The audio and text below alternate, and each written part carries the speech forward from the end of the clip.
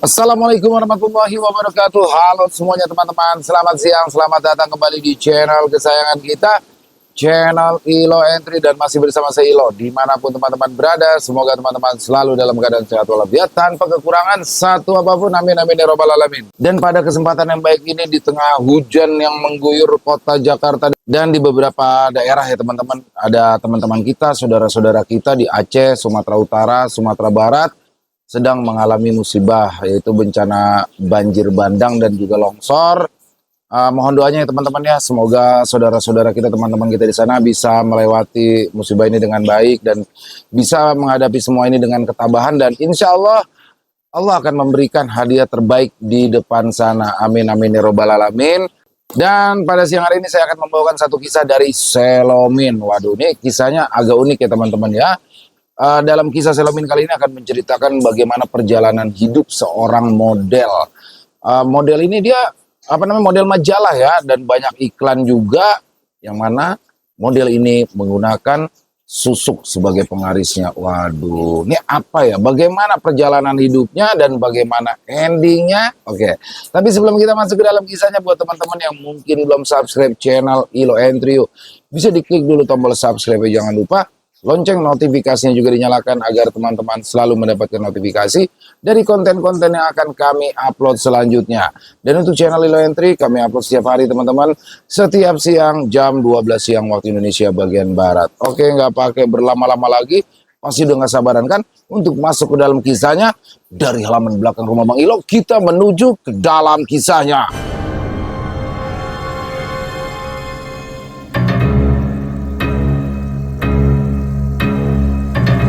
Akhir tragis model majalah dewasa. Cindy melamun dengan wajahnya yang sedang dirias. Setiap perkataan yang dikatakan oleh wanita yang ada di depannya tidak masuk ke telinga. Mata Cindy memandang lurus, tetapi pikirannya kosong. "Cindy!" teriak wanita itu kesal. Ia mencubit paha Cindy. Cindy pun terlonjak dan bangkit dari kursi. Ia mengeluh kesakitan sambil menggosok pahanya. "Lisa, sakit, apaan sih?" geram Cindy. Lisa membuang muka sambil menyilangkan kedua lengannya di depan dada. "Makanya jangan bengong, itu tuh makeup kamu udah selesai." Cindy menoleh melihat dirinya di depan cermin. Cantik, pikirnya. Tapi ada satu hal yang hanya dia yang tahu. Setiap kali wajahnya dirias, kilau kecil muncul di bawah kulitnya. Bukan shimmer make up, tapi sesuatu yang tidak bisa dijelaskan. Sesuatu yang kata orang pintar akan membuat semua mata betah menatapnya. Susuk itu sudah tertanam sejak 2 tahun lalu, dan sejak saat itu karirnya melesat tanpa kendali. Cindy segera mengucapkan terima kasih pada Lisa, lalu bergegas ke panggung kecil di depannya. "Cindy udah siap?" tanya lelaki yang memegang sebuah kamera. "Siap," seru Cindy. Lighting set yang berada di sisi kanan dan kiri Cindy menyala menerangi panggung. Cindy menutup mata sambil menarik nafas panjang. Tidak lama, ia membuka mata lalu mengambil pose. Tatapannya jadi lebih tajam, lebih hidup. Ini bagian yang sering membuat para kru bergidik. Mereka sendiri tidak pernah tahu kenapa Cindy terlihat seperti orang lain dengan aura yang berbeda setiap kali kamera menyala dan menyorot hanya pada Cindy. Cindy berumur 23 tahun. Ia adalah seorang model di sebuah majalah fashion. Cindy awalnya hanya seorang model majalah. Perlahan popularitasnya naik dan ia ditawari menjadi model iklan salah satu toko pakaian terkenal. "Oke," seru sang kameramen memberi tanda pada Cindy bahwa sesi pemotretan sudah selesai. Kameramen dan beberapa staf memeriksa hasil foto yang baru saja diambil. Cindy mengambil kesempatan itu untuk duduk di kursi, mengistirahatkan kakinya yang sudah lelah. Hari ini pun kalau biasa, puji Lisa. Cindy tersenyum dan tersipu lalu berterima kasih pada Lisa. Bukan karena pujian itu, tapi karena dia tahu bukan semua itu kerja kerasnya. Ada harga yang pernah ia bayar, ada ritual yang ia jalani, dan ia tidak pernah benar-benar tahu apa yang ia ikuti waktu itu. Namun bagi Cindy, popularitasnya naik itu juga berkat Lisa yang menjadi manajernya. Lisa yang memperkenalkan Cindy pada dunia model, dan Lisa yang juga selalu mencarikan Cindy sponsor. Ganti pakaian, perintah Lisa, pemotretan selanjutnya akan segera dimulai. Cindy mengambil pakaian yang telah disediakan lalu bergegas memakainya di ruang ganti. Setelah kembali, Cindy langsung ke panggung dan kembali berpose untuk difoto. Selama pemotretan, Cindy melirik Lisa. Manajernya sama sekali tidak melihat ke arahnya. Lisa terlihat sibuk dengan handphonenya. Cindy, fokus. Perintah kameramen. Menyadari Cindy tidak melihat ke arah kamera, Cindy menjauhkan pandangannya dari Lisa lalu fokus. Tidak lama kemudian, pemotretan akhirnya selesai. Cindy langsung menghampiri Lisa. Lisa, panggil Cindy, tetapi Lisa seperti tidak mendengarnya. Cindy merasa heran. Ia lalu melirik layar handphone Lisa. Layar handphone Lisa memperlihatkan sebuah grup Facebook. Lisa terasa kaget. Ia langsung mematikan layar handphonenya saat menyadari Cindy berada di dekatnya. Apa itu tadi? Tanya Cindy dengan sedikit emosi. Amarahnya mendadak naik.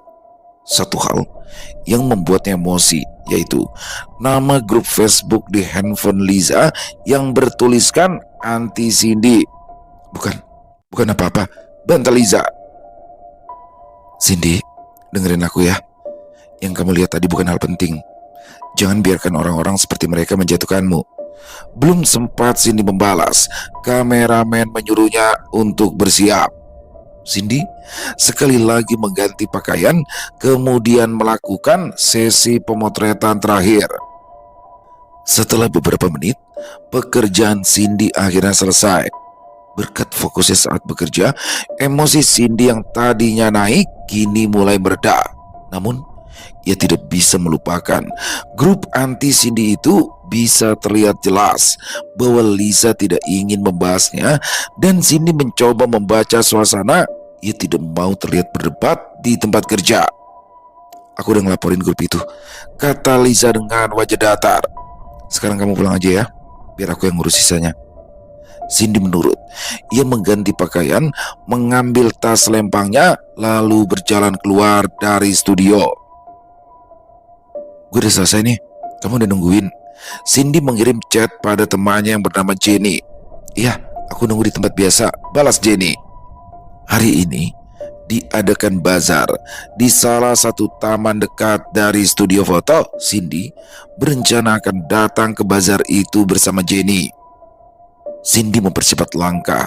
Sambil berlari-lari kecil, ia memakai tudung jaket dan kacamata sebagai penyamaran. Jenny, panggil Cindy setelah ia tiba di jalan masuk bazar. Keduanya kemudian berjalan menyusuri area bazar. Sesekali mereka mampir ke kios-kios untuk berbelanja dan kadang hanya melihat-lihat. Lihat, ada pawang ular, seru Jenny menunjuk toko berisikan pameran ular. Cindy bergidik ngeri. Membayangkan melihat ular-ular besar menggeliat sudah membuatnya gemetar ketakutan. Enggak, yang itu gak mau. Mengabaikan tolakan Cindy, Jenny langsung menarik paksa lengan Cindy. Ayo cuma lihat-lihat, gak masalah kok, paksa Jenny. Cindy berusaha melepaskan tarikan Jenny, tapi apa daya, tenaganya tidak begitu kuat. Apalagi bungkusan-bungkusan makanan yang ia bawa justru mempersulitnya. Keduanya tiba di stand pameran ular. Jenny memandang kagum ke seluruh penjuru ruangan, sedangkan Cindy membeku di tempat. Mau coba pegang? Tiba-tiba di sebelah Cindy berdiri seorang pria dengan lilitan ular di lengannya. Sontak Cindy berteriak. Ia berjalan mundur dengan cepat. Kedua tangannya ia jadikan tameng agar pria itu tidak mendekat. Tidak, terima kasih, tolak Cindy berusaha terdengar sopan. Jenny yang melihat itu hanya tertawa. Ia menghampiri Cindy kemudian membawanya pergi sebelum menjadi pusat perhatian. Lucu banget sih kamu, ledek Jenny. Jahat. Cindy memukul pelan temannya. Matanya yang hampir menangis segera ia gosok dengan tangan. Udah jangan nangis, aku traktir makan ya. Cindy mengangguk senang. Segera ia mengambil handphone dari dalam tas lalu mengambil beberapa foto bersama Jenny. Cindy ingin sekali memposting foto-foto itu di akun sosial medianya, tapi harus ditahan karena takut fansnya akan langsung mencarinya di bazar. Setelah cukup lama berkeliling, mereka pun memutuskan untuk pulang. Langit sudah gelap, waktu menunjukkan pukul 8 malam. Bye, sampai besok ya. Jenny melambaikan tangan lalu berjalan ke arah yang berbeda dengan Cindy. Setelah membalas lambaian tangan Jenny, Cindy juga kembali ke apartemen tempatnya tinggal. Apartemen Cindy cukup jauh, jadi ia memanggil taksi. Sembari menunggu taksi, Cindy melihat-lihat kembali foto-fotonya bersama Jenny. Tiba-tiba Cindy menoleh, matanya melihat sekeliling. Aneh, dia merasa ada seseorang yang memanggil. Gak mungkin, aku udah pakai jaket sama kacamata. Tidak ada yang mengenaliku. Taksi yang ditunggu akhirnya datang. Cindy bergegas naik dan taksi langsung membawanya kembali ke apartemennya. Setelah sampai, Cindy membayar taksi lalu berlari masuk ke apartemen. Ia kemudian masuk ke dalam lift dan menekan tombol angka 3. Tidak butuh waktu lama, lift terbuka di lantai 3. Cindy bergegas ke kamarnya sambil melompat-lompat ke girangan. Cindy melempar tasnya ke sofa, kemudian melempar tubuhnya ke atas tempat tidur. Upload, seru Cindy. Ia memposting foto-foto bersama Jenny saat berada di bazar. Seketika, Cindy teringat grup anti Cindy yang ia lihat di layar handphone Liza. Ia kemudian mengetik kata anti Cindy pada kolom penelusuran. Cindy mendadak sedih dan buram setelah tahu bahwa grup itu benar-benar ada. Banyak yang namanya Cindy, bukan aku aja, bantah Cindy mencoba berpikir positif. Namun pikiran itu hilang setelah Cindy membuka grup anti Cindy. Ada postingan baru di grup itu. Sebuah foto yang tidak asing. Itu adalah fotonya bersama Jenny yang baru saja ia upload ke sosial media. Dan ada komentar di situ. Sosokan pakai kacamata, padahal nggak ada yang kenal dia tuh. Ya, jelek. Kok bisa sih cewek gini jadi model iklan? Nggak cocok jadi model. Gue kasihan sama yang beli majalah. Langsung dibuang. Cindy langsung mematikan handphonenya. Rasa sakit di hatinya membuat dadanya terasa sesak. Cindy menahan air mata, berusaha agar tidak menangis. Dalam hati, ia mengutuk orang-orang yang seenaknya menghinanya. Mereka bahkan tidak tahu apa-apa dan hanya menuliskan ejekan yang tidak jelas. Cindy diam. Setelah merasa cukup tenang, ia kembali menyalakan layar handphonenya. Sebisa mungkin, Cindy mencoba menghindari membaca komentar. Ia tidak ingin perasaan tersinggung yang berlebihan menghancurkan semangatnya. Namun, ada hal yang tidak pernah dikatakan Cindy pada siapapun. Sejak susuk itu masuk, selalu ada harga lain yang menempel. Kadang ada suara yang memanggil-manggil, kadang bayangan yang bergerak di belakang cermin, kadang wajah orang asing yang menatapnya lama tanpa berkedip. Cindy menutup mata, tubuhnya tersentak kecil ketika suara notifikasi kembali muncul. Cindy terkejut saat melihat foto dirinya yang diambil dari kejauhan. Jari tangan Cindy menggeser layar untuk melihat postingan-postingan sebelumnya. Semuanya foto Cindy. Fotonya saat berada di bazar, saat berbelanja di minimarket, saat berjalan dengan teman, dan masih banyak foto lainnya yang diambil sembunyi-sembunyi. Siapa yang melakukan ini? Cindy semakin panik. Tiba-tiba, sebuah postingan yang ditandai menarik perhatian Cindy. Ada yang mau hangout gak? Besok kumpul bareng, karaokean sambil bahas model jelek Cindy yuk. Cindy terdiam. Mereka sampai sebegitunya ingin menjelek-jelekan dirinya. Di postingan itu tertulis alamat tempat karaoke dan jam kumpul. Cindy melihat kembali foto-fotonya. Ia kemudian menemukan satu kejanggalan. Ada sebuah foto yang diambil dari jarak dekat. Itu adalah fotonya bersama Lisa. Tapi aneh, foto itu diambil dari dalam studio. Cindy berusaha mengingat kembali siapa saja orang-orang yang masuk ke studio foto. Lisa, staf dan model-model lainnya. Apa mungkin ada model lain yang iri sama aku? Pikir Cindy. Cindy menggeram kesal. Ia tidak tahu siapa yang harus disalahkan. Foto-foto di grup itu sudah termasuk stalker dan Cindy berencana untuk melaporkannya ke pihak kepolisian. Cindy melihat jadwal hangout mereka. Dia berniat datang ke tempat karaoke itu hanya untuk mencari tahu siapa stalker yang selama ini mengikutinya. Dan jika beruntung, ia mungkin menemukan orang yang dikenalinya. Di pagi harinya, Cindy terbangun karena suara alarm. Buru-buru ia bangkit dan melihat keluar jendela. Dalam hati, Cindy berharap hujan turun agar acara kopdar anti Cindy itu dibatalkan. Tetapi langit malah tampak cerah. Kecewa, Cindy menuju kamar mandi untuk membersihkan diri. Setelah mandi, berpakaian dan sedikit berias, Cindy mengambil tas lempang di atas sofa. Pagi ini, Cindy ada kerja. Di sore hari, dia harus datang ke tempat karaoke untuk mencari para stalkernya. Sembari menunggu taksi, Cindy melihat sekitaran. Mungkin saja stalker itu sudah berada di dekatnya. Ada beberapa orang yang berlalu lalang. Ia tidak tahu siapa dan yang mana stalkernya. Mungkin belum ada. Gak mungkin mereka ngikutin aku sepagi ini, gumam Cindy. Taksi kemudian datang. Cindy bergegas masuk dan taksi melaju menuju studio foto. Setelah tiba di studio foto, Cindy kembali melihat sekeliling. Belum terlalu ramai dan tidak terlihat orang mencurigakan satupun.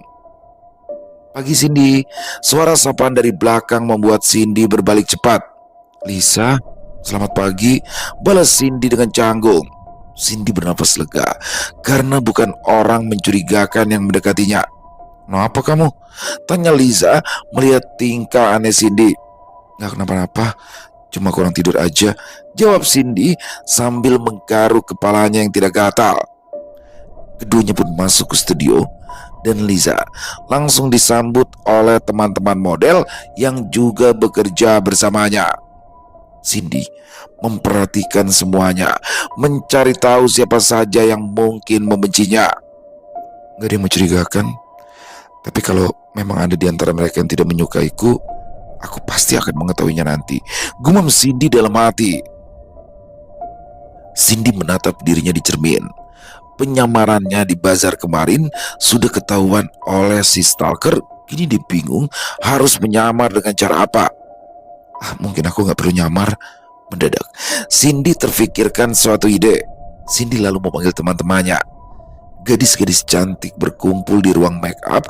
Ada sekitar 6 orang, ditambah Cindy menjadi 7 orang.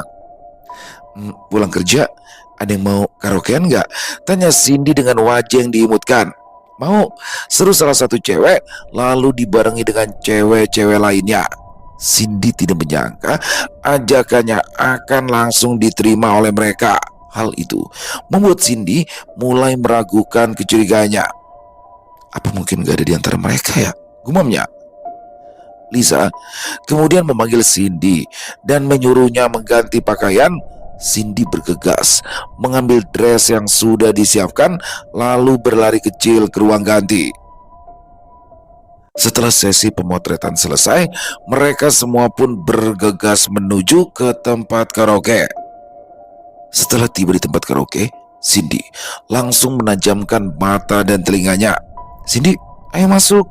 Salah satu teman Cindy memanggil. Tidak terlihat seperti ada rombongan kelompok lain yang datang. Hanya Cindy dan teman-teman modelnya yang datang dalam jumlah yang banyak. Apa mereka udah masuk ke dalam ya? Pikir Cindy. Setelah menyewa ruangan, kelompok cewek-cewek itu berseru ria lalu menuju ke ruangan karaoke. Demi mencari kelompok grup anti Cindy, Cindy berpura-pura pergi ke toilet. Teman-teman Cindy pergi lebih dulu, meninggalkan Cindy di lobi. Setelah sosok mereka sudah tak terlihat, Cindy memulai pencariannya ke seluruh ruangan karaoke. Beruntung, pintu ruangan karaoke itu memiliki jendela kecil, sehingga Cindy hanya perlu mengintip melalui jendela. Cindy mencari, tetapi tidak menemukan orang yang datang secara berkelompok. Hanya ada orang yang datang bertiga dan ada yang berdua.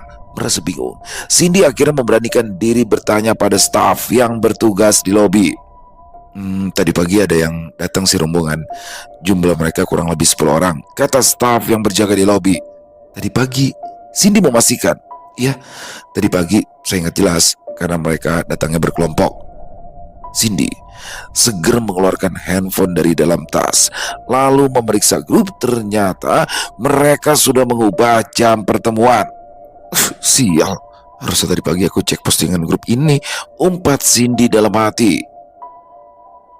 Cindy merasa kesal, tapi sedikit lega. Pertemuan grup itu di pagi hari, itu berarti teman-teman model Cindy bukan salah satu dari grup itu. Ia sejak pagi bersama mereka dan tidak ada seorang pun yang pulang lebih awal. Setelah menaruh handphone ke dalam tas, Cindy menuju ruang karaoke sebelum salah satu temannya datang mencari. Bruk! Cindy menabrak seseorang sehingga ia hampir terjatuh. Beruntung, orang itu langsung menarik Cindy. "Cindy, kok kamu di sini?" "Agung." Cindy melotot memandangi lelaki yang ia tabrak. Cindy terpaku, suaranya pelan, seperti tercekat. Lelaki itu berdiri tepat di depannya. Wajahnya sama seperti terakhir kali mereka bertemu. Hanya saja ada sesuatu di sorot matanya yang berbeda, sesuatu yang tidak pernah Cindy lihat sebelumnya. Ya, Agung adalah mantan pacar Cindy. Mereka berpacaran sebelum Cindy menjadi model iklan. Tapi aneh, setelah popularitas Cindy meningkat, Agung tiba-tiba menjauh dan mengabaikannya. Apa kabar?" tanya Cindy canggung. "Kamu ngapain di sini?" Agung mengabaikan pertanyaan Cindy dan malah bertanya balik. Nada suaranya ketus, raut wajah Cindy berubah kesal. "Ya mau karaokean lah, mau ngapain?" balas Cindy lalu berjalan melewati Agung. "Kamu sendirian?" "Enggak, aku bareng teman-teman," jawab Cindy tanpa menoleh. Lalu Cindy masuk ke ruangan karaoke dan langsung disambut meriah oleh teman-temannya. Sementara Agung hanya diam di luar, seperti ingin mengatakan sesuatu, namun akhirnya berjalan pergi. Sementara Agung hanya diam di luar, seperti ingin mengatakan sesuatu, namun akhirnya berjalan pergi. Cindy terbawa suasana, bernyanyi, tertawa, berfoto bersama teman-temannya. 2 jam berlalu tanpa terasa. Setelah puas, mereka bubar dan pulang masing-masing. Sambil menunggu taksi, Cindy menyalakan layar handphonenya. Rasa senangnya langsung hilang saat melihat notifikasi grup anti Cindy. Dengan tangan gemetar, Cindy membuka grup itu. Jantungnya berdegup cepat. Dia melihat sekeliling, merasa diawasi. Beberapa foto baru saja terposting di grup, semuanya memperlihatkan Cindy di karaoke. Mulai dari saat Cindy masuk bersama teman-temannya, saat Cindy bertanya pada staf lobi, saat ia memeriksa semua ruangan, saat keluar bersama teman, dan yang paling mengejutkan, foto dirinya saat ini yang sedang berdiri menunggu taksi. Foto itu baru diposting beberapa detik yang lalu. Pelakunya pasti masih berada di dekat Cindy. Begitu taksi berhenti, Cindy buru-buru masuk. "Pak, cepetan pak," pintanya dengan suara gemetar. Sesampainya di apartemen, Cindy membayar taksi lalu berlari menuju kamarnya di lantai 3. Dia ragu untuk masuk. Bagaimana kalau stalker itu mengikuti, tapi ia tidak punya pilihan lain? Di kamar, Cindy mengunci pintu rapat-rapat. Ia berkeliling ruangan memastikan jendela terkunci. Setelah itu, dia meraih segelas air, meneguknya perlahan. Dia membuka lagi grup itu. Foto-foto tersebut masih ada. Dia bingung, takut, namun tak tahu harus berbuat apa. Apa dia harus menghubungi Lisa atau lapor polisi? Namun, Cindy terlalu takut bergerak sendirian. Tiba-tiba, ia menyadari sesuatu. Ia kembali memperhatikan foto-foto yang dipotret di karaoke. Aneh, kenapa fotoku sama Agung gak ada? Ya, foto pertama dimulai saat Cindy tiba di karaoke. Lalu ia memeriksa ruangan. Lalu saat ia berbicara dengan staf lobby. Kemudian keluar barang teman-teman. Dan terakhir saat menunggu taksi. Tapi ada satu momen yang hilang, yaitu saat Cindy bicara dengan Agung. Stalker itu memotret setiap gerakan Cindy kecuali yang itu. Tapi jangan-jangan, ya pikirnya kacau, bisa jadi Agunglah yang memotretnya. Tapi bisa juga orang lain. Dan stalker itu tak sempat mengambil gambar saat Agung muncul. Cindy mengacak-ngacak rambutnya sendiri. Ia menarik nafas panjang. Dia menyerah. Setidaknya untuk malam ini, semuanya seolah mengunci pikirannya. Ia hanya perlu tidur. Keesokan paginya, alarm berdering keras. Dengan setengah sadar, Cindy mematikan alarm lalu menyeret tubuhnya ke kamar mandi. Walau sedang libur, tubuhnya sudah terbiasa bangun pagi. Dan hari ini, dia berencana menemui Agung. Nomor lama Agung sudah tidak aktif. Mau tidak mau, Cindy harus datang langsung. Awalnya, Cindy ingin lapor polisi, tapi ia tidak punya bukti apa-apa. Kecurigaannya jatuh pada Agung, tapi tanpa bukti itu hanya spekulasi. Setelah mandi dan berpakaian, Cindy membuka pintu perlahan dan mengintip ke lorong apartemen. Gak ada siapa-siapa. Dia keluar seperti pencuri, lalu berjalan cepat ke arah lift. Taksi sudah menunggu. Cindy masuk dan langsung mengarahkan sopir ke alamat Agung. Dia merasa canggung. Agung yang memutuskan hubungan sepihak, menghilang setahun, lalu tiba-tiba muncul lagi semalam. Dan sekarang Cindy harus menemuinya, tapi bukan untuk bernostalgia, hanya untuk mencari jawaban. Taksi berhenti di depan sebuah apartemen sederhana, 2 lantai tanpa lift. Cindy, belum sempat ia naik, suara Agung terdengar dari atas. Cindy melambaikan tangan tanpa ekspresi. Agung turun tergesa, wajahnya cerah, seperti tidak ada masalah apapun. "Aku mau ngomong sesuatu," kata Cindy dingin. "Ya, aku juga ada yang aku ingin ngomongin ke kamu," balas Agung dengan senyuman lebar. "Masuk dulu yuk," tawar Agung. "Gak usah, di sini aja. Tadi kamu bilang mau ngomong." Cindy menatapnya serius. "Ini tentang hubungan kita." Hati Cindy turun mendadak. Setelah menghilang lama, sekarang Agung ingin membahas hal itu. "Gak usah dibahas, sudah lewat." Cindy membuka tas, meraih ponselnya, lalu memperlihatkan foto-foto itu. "Ini ulah kamu kan?" "Oh, maksudnya apa nih?" Agung mengambil ponselnya dan melihat lebih jelas. "Bukan cuma itu." Cindy menggeser layar. "Lihat aja semuanya." Agung terpaku, wajahnya memucat, rahangnya mengeras. "Apa-apaan ini? Siapa yang lakuin ini?" Nada marah Agung terdengar tulus, namun itu justru membuat Cindy semakin tidak mengerti. "Siapa yang lakuin ini?" geram Agung. "Gak tahu," jawab Cindy dengan suara kecil. "Apa kamu udah lapor polisi?" Cindy menggeleng. Agung menghela nafas dan merangkul bahu Cindy. Ia beberapa kali meremas bahu Cindy lalu menatap langsung ke matanya. Tenang aja, aku akan coba lakukan sesuatu. Agung berusaha menenangkan Cindy. Cindy belum sepenuhnya percaya pada Agung. Bisa saja Agung hanya berpura-pura agar tidak ketahuan. Namun rasa khawatir yang Cindy rasakan kini sedikit mereda. Mungkin karena ada seseorang yang berada di sisinya saat ia sedang dalam masalah. Kita kantor polisi Ska. Tiba-tiba kalimat Agung terpotong. Sebuah foto baru saja diposting dalam grup. Cindy melihat ke arah handphonenya yang masih dipegang Agung. Cindy terkejut dan menutup mulut dengan kedua tangannya. Fotonya yang saat ini bersama Agung dipotret oleh si stalker dan diposting ke dalam grup. Tunggu di sini.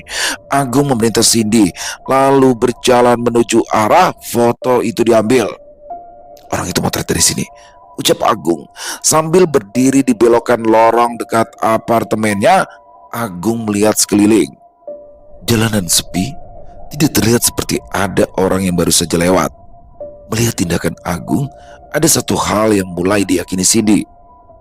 Bukan Agung pelakunya, tapi kalau bukan dia siapa? Pikir Cindy. Sebelum Cindy menyusul, Agung sudah berhenti mencari dan kembali ke sisi Cindy. Pelakunya mungkin udah pergi jauh, lapor Agung yang dibalas dengan ekspresi kecewa Cindy. Jangan menatapku seperti itu. Ayo, kita laporkan ini ke polisi. Agung meraih lengan Cindy lalu menariknya perlahan. Dia membawa Cindy ke tempatnya memarkir mobil. Tenang aja ya, pelakunya pasti akan tertangkap, kata Agung lalu membukakan pintu mobilnya. Setelah Cindy naik, Agung menyalakan mesin mobilnya. Tidak lama kemudian, mobil itu melaju keluar dari gerbang apartemen. Berhenti, seru Cindy membuat Agung menginjak rem mendadak. Ada apa? Tanya Agung panik.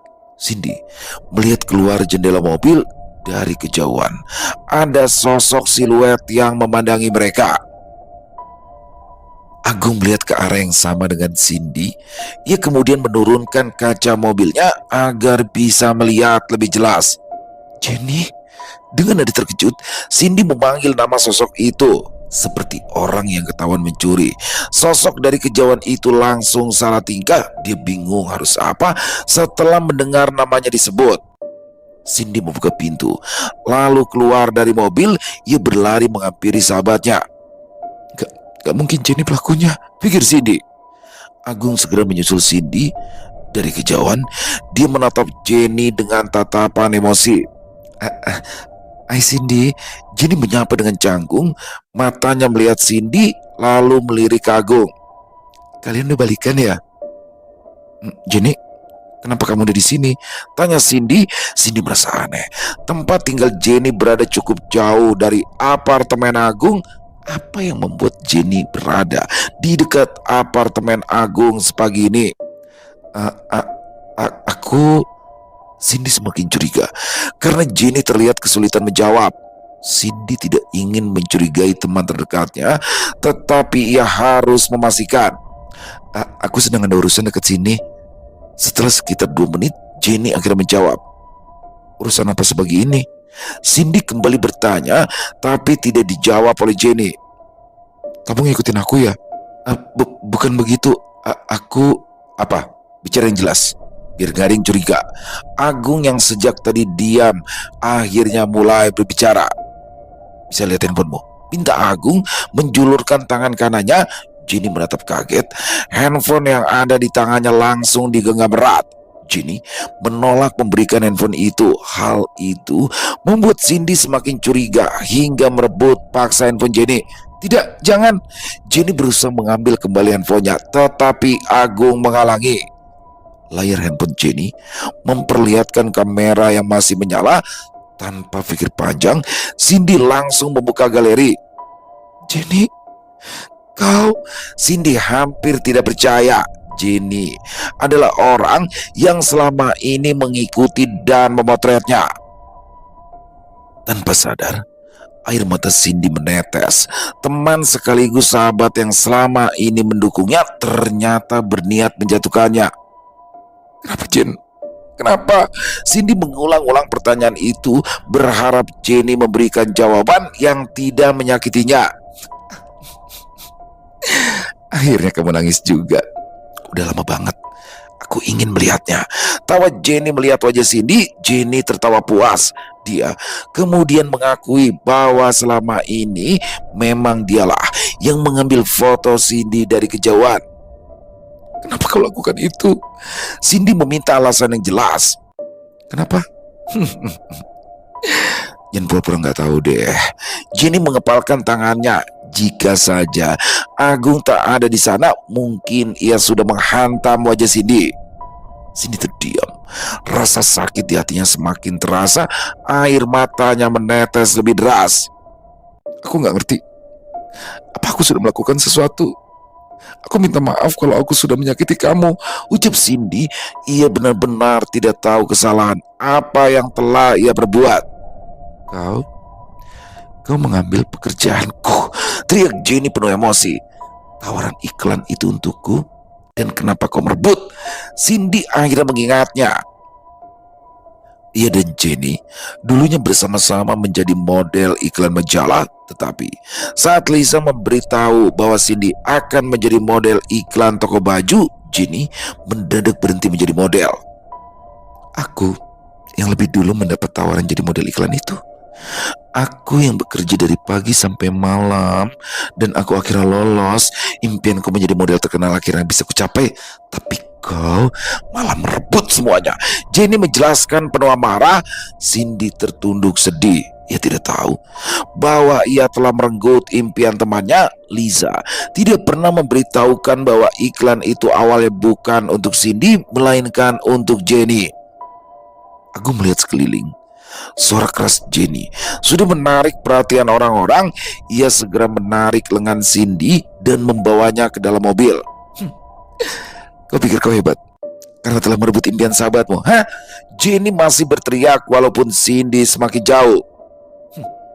Cindy, kamu yang bikin aku jadi seperti ini. Agung segera melajukan mobilnya, meninggalkan Jenny yang masih berteriak. Cindy hanya bisa menangis. Dia tahu Jenny tak akan memaafkannya. Kita ke kantor polisi sekarang, kata Agung sambil memberikan sapu tangan pada Cindy. Tidak, Jenny tidak salah. Memang aku yang salah, tolak Cindy lalu menerima sapu tangan itu. Cindy meminta Agung untuk mengantarnya pulang. Awalnya Agung menolak. Ia merasa ini harus dilaporkan, tetapi Cindy memaksa karena ia tidak ingin lebih menyakiti sahabatnya. Mau ku antar masuk? Tanya Agung setelah tiba di apartemen Cindy. Maaf Gung, aku butuh waktu sendiri, ucap Cindy lalu masuk ke dalam apartemen. Cindy kembali ke kamarnya. Ia tidak bersemangat. Isi kepalanya dipenuhi kata-kata Jenny. Ia merebahkan diri di sofa.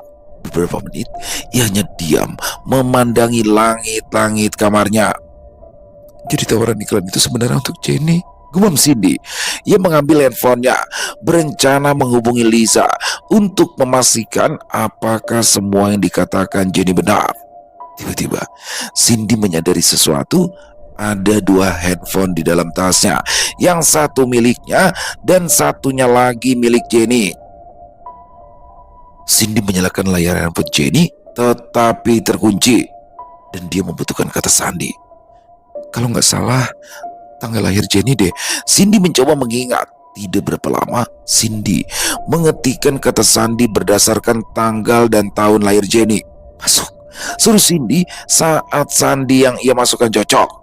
Cindy duduk memandangi layar handphone Jenny.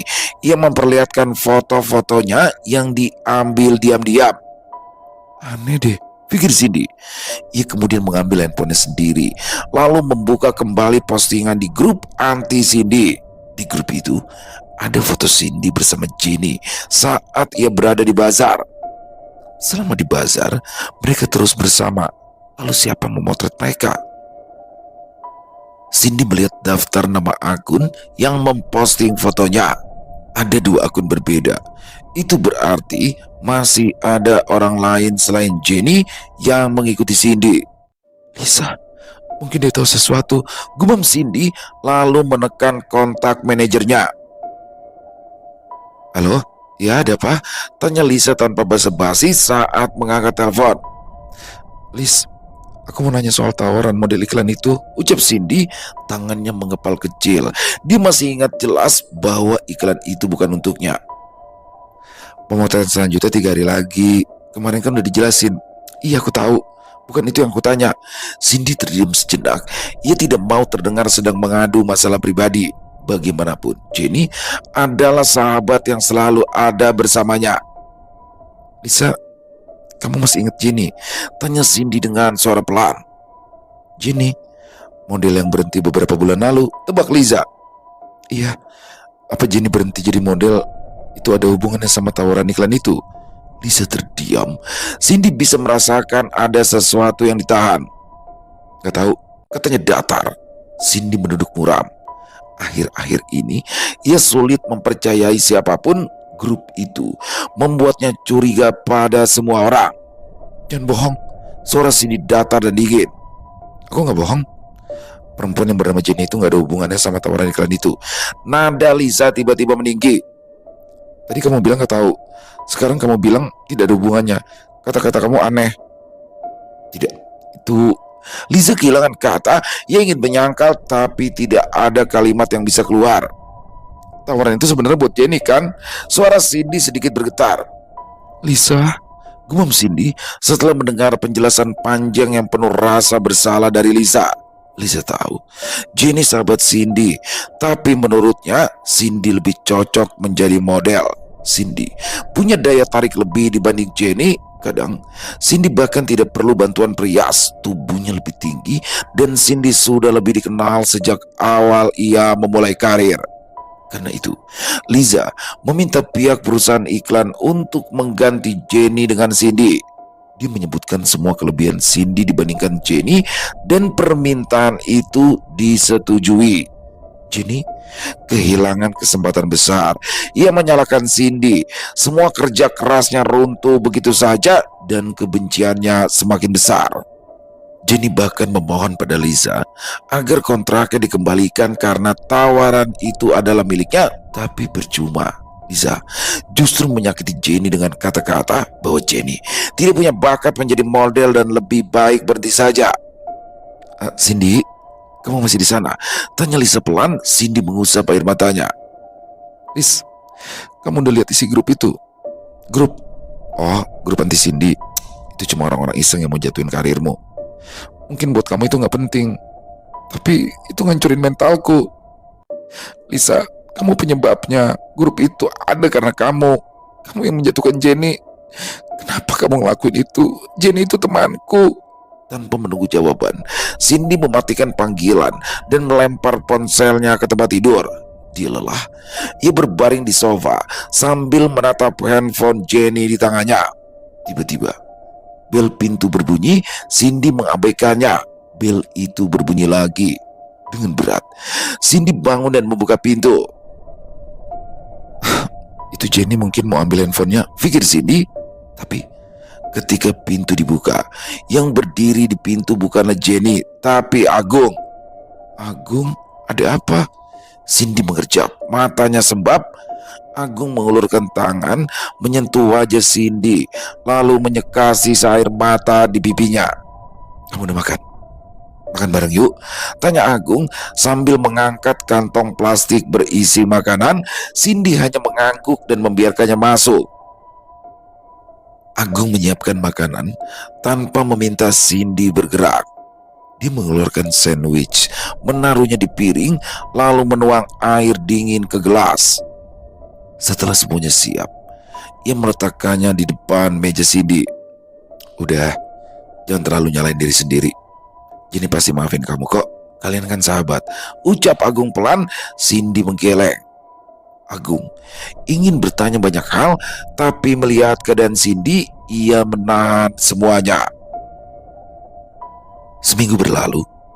Handphone Jenny sudah dikirim balik dan Cindy memutuskan untuk berhenti menjadi model. Selama seminggu, ia mengabaikan telepon dan pesan dari Lisa. Bahkan ketika Lisa datang ke depan pintu, ia tetap diam, enggan membuka pintu.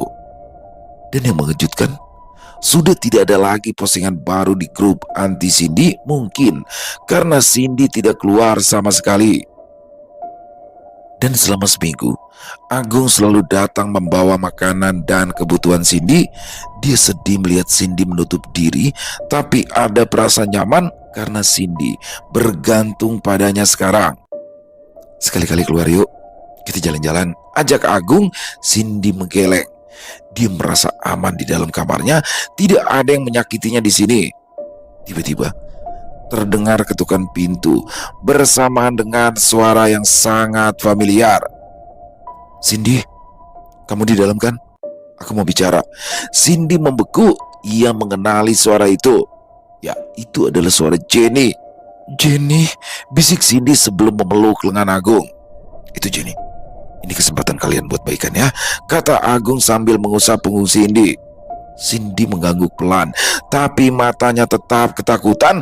Ia belum siap membuka pintu. Jenny tetap memanggil di luar sana, tetapi diabaikan. Tujuan Jenny memang untuk berbaikan, namun ia merasa sudah terlalu keterlaluan. Sementara itu, Cindy meminta Agung mengusir Jenny, bukan karena ia tidak ingin berdamai, tapi hatinya belum siap. Agung menuruti kemauan Cindy. Melihat wajah muram kekasihnya membuatnya tidak punya pilihan lain. Kalau bisa, ia ingin Cindy bisa bicara baik-baik dengan Jenny suatu hari nanti. Jenny terkejut saat Agung membuka pintu. Cindy belum siap ketemu kamu. Pulang aja dulu. Aku kabari kalau dia udah siap. Tangan Jenny gemetar. Ia bisa merasakan amarah yang tersembunyi dari raut wajah Agung. Jenny melirik ke dalam kamar. Dia bisa melihat punggung Cindy yang memalingkan wajah, jelas menghindari kontak. Ada hal penting yang ingin Jenny sampaikan, namun selama Agung ada di sisi Cindy, hal itu mustahil dilakukan. Setelah Jenny pergi, Agung menutup pintu dan menguncinya rapat. Cindy menghela nafas lega, lalu menenggelamkan wajahnya ke bantal. Handphone Cindy bergetar. Tidak ada niat untuk mengangkatnya. Ia tahu itu dari Liza. Agung mengangkat selimut lalu menyelimutinya perlahan sebelum menuju dapur untuk memasak. Cindy menarik selimut sampai ke kepala. Handphonenya bergetar berkali-kali. Awalnya ia mencoba mengabaikan, tetapi getaran itu semakin mengganggu. Akhirnya ia bangkit dan meraihnya. Puluhan panggilan tak terjawab dari Liza dan beberapa pesan dari Jenny muncul. Bagi Cindy, keduanya tidak peduli dengannya. Liza hanya ingin Cindy kembali ke studio foto, sementara Jenny hanya ingin menjadikannya lampiasan amarah. Cindy membuka pesan dari Jenny. Awalnya berisi kata-kata kasar, ejekan, dan sindiran karena Cindy merebut pekerjaan modelingnya. Namun perlahan berubah. Jenny meminta maaf. Ia tidak ingin meminta maaf melalui pesan. Itu alasan ia datang tadi, tetapi emosinya membuat semuanya kacau. Cindy hampir menangis membaca itu. Padahal Lisa yang merusak hubungan mereka. Tapi kenapa Jenny yang memohon maaf? Tiba-tiba pesan baru masuk. Jangan percaya Agung. Cindy menoleh, memastikan Agung masih di dapur. Dadanya menegang. Dia mencoba berpikir rasional.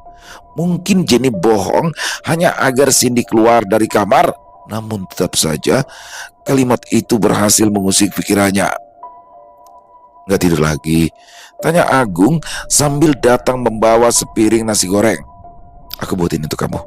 Makan dulu yuk. Nanti juga mood kamu balik kok. Cindy hanya memandangnya.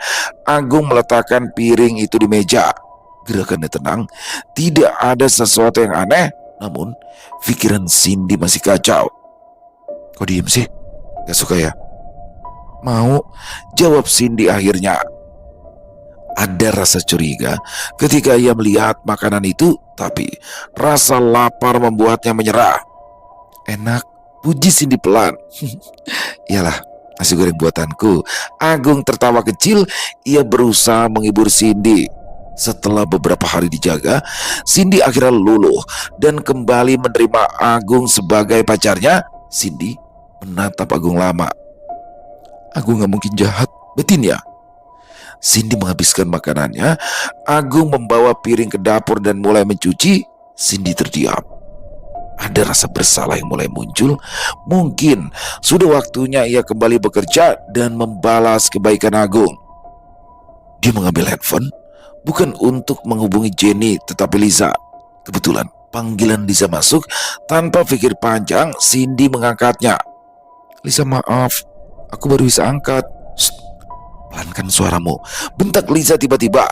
Cindy mengerutkan dahi. Kenapa? Sekarang Agung ada di dekat kamu gak? Cindy menoleh ke dapur. Suara keran masih terdengar. Dia di dapur. Bagus. Sekarang dengerin aku baik-baik. Kamu keluar kamar dan cari tempat aman sekarang. Kenapa? Tempat aman? Kenapa kayak? Shh, jangan banyak tanya, ikutin aja. Cindy menggeleng kesal. Enggak, aku gak akan keluar sebelum kamu jelasin. Ning. Lalu suara lain muncul dari telepon. Suara Jenny. Cindy, aku bukan satu-satunya orang yang ikutin kamu. Kamu harus pergi. Dia bukan orang normal, Cindy. Cindy terdiam. Lisa, Jenny, kalian berdua ada di sana. Kalian rencanain apa? Cindy tidak sadar, suaranya meninggi. Liza berbicara lagi. Cindy, aku minta maaf. Aku yang bikin kamu putus sama Agung. Cindy membeku. Dan aku juga yang mengusir Jenny dari proyek foto itu. Aku pikir popularitas kamu bakal jatuh kalau fans tahu kamu punya pacar. Tapi suara Liza bergetar. Aku maksa. Dia ngancem kalau aku nggak bantu pisahin kalian, dia bakal nyakitin aku. Air mata Cindy menetes. Lalu Jenny menimpali. Aku nyebarin foto-foto kamu karena Agung nyuruh. Dia bilang itu cara biar kamu jatuh dan lalu balik ke dia. Namun tiba-tiba saja Cindy merasakan sesuatu masuk ke dalam punggungnya. Ia membeku. Perlahan ia melirik ke arah bawah. Pisau, ya, pisau itu sudah menembus perutnya dari belakang. Agung menarik pisau itu perlahan, membuat Cindy jatuh berlutut. Suara dari telepon berubah kacau, tapi Cindy tak lagi bisa menangkap kalimatnya. Handphone jatuh dari genggaman. Agung berlutut di sampingnya, mengusap rambut Cindy dengan lembut. Cindy, dia tersenyum lembut, tatapannya nyaris romantis. Aku cinta banget sama kamu. Cinta banget. Dari dulu. Dari kita masih SD. Kamu milik aku. Cuma aku. Cindy gemetar, tubuhnya melemah. Agung mencium dahinya perlahan. Ia menancapkan pisau yang sama ke dadanya sendiri. Aku gak mau hidup tanpa kamu. Saat darah keduanya mulai bercampur di lantai dingin apartemen, mata Cindy mulai kehilangan cahaya dan perlahan tertutup. Selesai. Wow, luar biasa. Kisah dari Selomin. Waduh, nih nggak seperti kisah-kisah biasanya ya. Jadi di sini lebih ke apa ya? Thriller ya sebetulnya teman-teman ya. Atau ini kan sosok psycho nih Agung ini nih. Waduh, ngeri banget ya. Dan pertama digocek-gocek nih Mas Selomin nih. Pertama curiga nih sama Jenny kan.